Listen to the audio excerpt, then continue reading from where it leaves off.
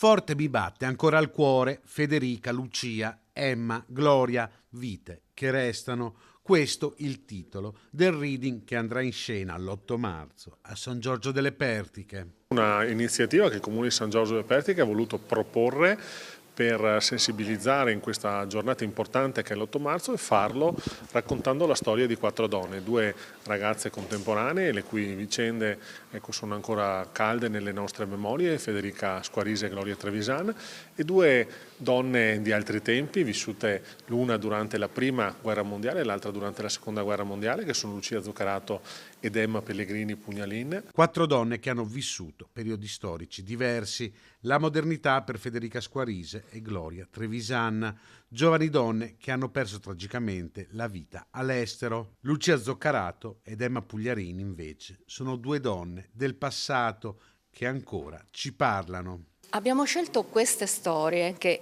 apparentemente non hanno nulla di simile perché abbiamo pensato anche con le amiche scrittrici e giornaliste che hanno lavorato con me di andare oltre, soprattutto per le 2 figure più contemporanee, quello che resta di queste figure.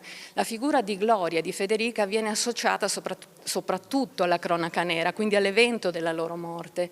Dietro questa morte ci sono delle vite, quindi noi abbiamo voluto raccontare vite che restano. Lo spettacolo andrà in scena domenica 8 marzo a San Giorgio delle Pertiche. Andremo in scena domenica pomeriggio alle 17:30 al Teatro Giardino, dove faremo un reading teatrale dove verranno raccontate e rappresentate queste storie di queste 4 donne con un accompagnamento musicale con Tito Pavanna e un accompagnamento di danza da parte dell'Associazione alla Sbarra del nostro territorio.